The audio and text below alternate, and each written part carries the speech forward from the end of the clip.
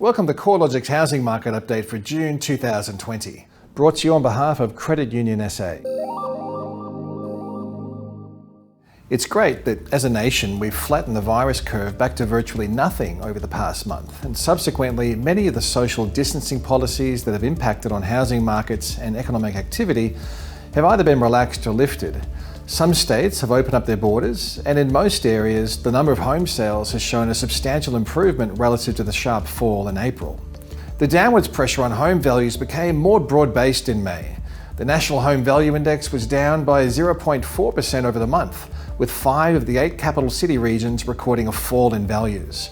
Considering the weak economic conditions associated with the pandemic, a fall of less than 0.5% in housing values over the month shows the market's been, so far, remained pretty resilient to a material correction.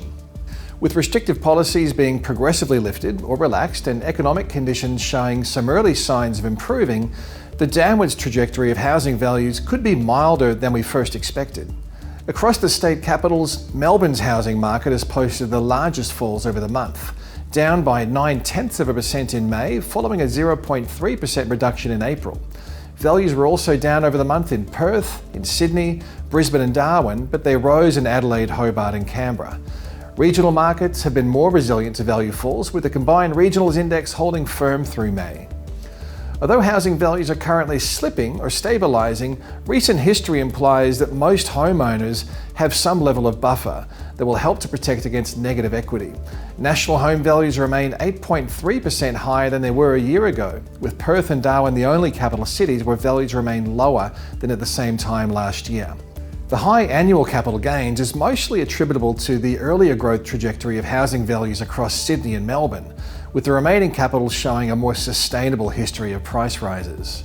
Despite the loss of momentum of housing value growth, buyer numbers have shown a solid rise in May.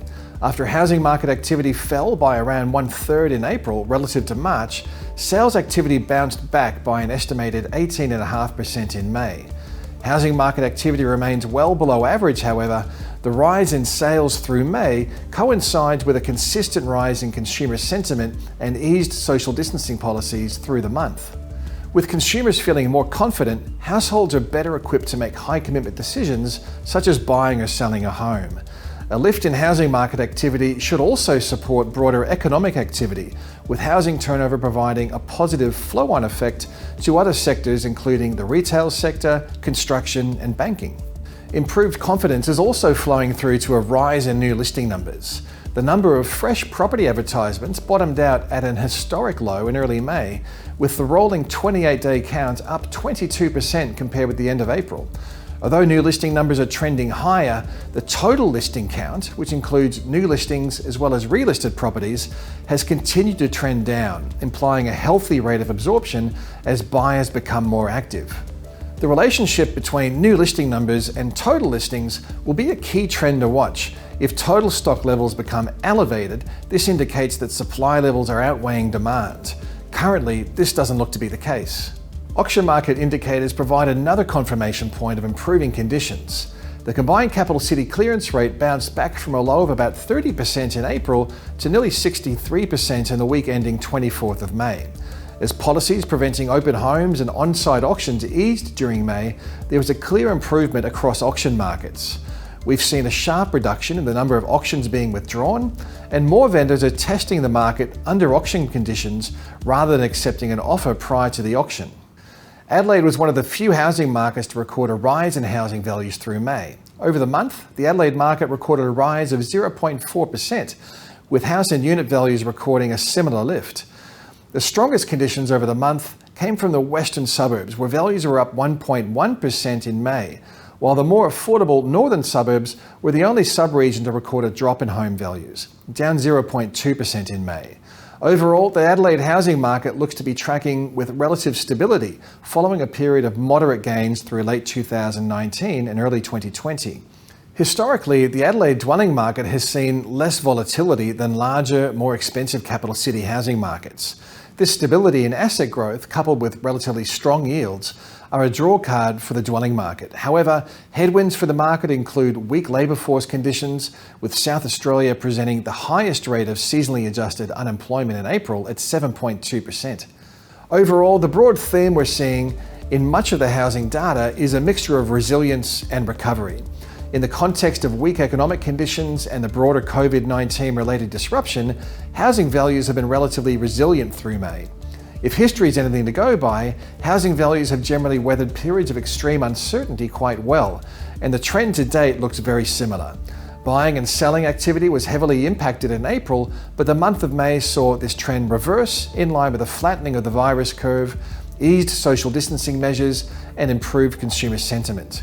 As more vendors have tested the market, listing figures suggest more buyers are also coming to the market, indicated by the strong absorption of new stock. While the downside risk remains, the trajectory of the housing market is looking more positive than what we were expecting a bit over a month ago. While the immediate indicators are showing resilience or improvements, the longer-term view of the housing market is much less certain. Once stimulus measures start to taper and repayment holidays expire, this is where we could start to see a rise in mortgage arrears and the potential for a lift in distressed sales. Despite the recent recovery in certain economic indicators from very low levels, it's hard to ignore job losses of almost 600,000 across the economy in April. With the cash rate at its lower effective bound, improved employment conditions will be a factor in steadying purchasing capacity for housing and the servicing of mortgage debt. Central to the outlook for distressed sales will be what shape is the Australian economy in later this year. Encouragingly, the RBA Governor recently noted in his evidence to the Senate Select Committee on COVID-19 that the economic downturn may not be as severe as earlier thought, with the current economic trajectory somewhere between the RBA's best case and base case scenario. No doubt the coming months will provide more guidance on how the housing market and economic conditions are playing out. The implications of grants and stimulus for new housing construction and renovations should also become clearer as more details are released through June. Keep up to date with all this news and more at the research pages at the CoreLogic website at www.corelogic.com.au.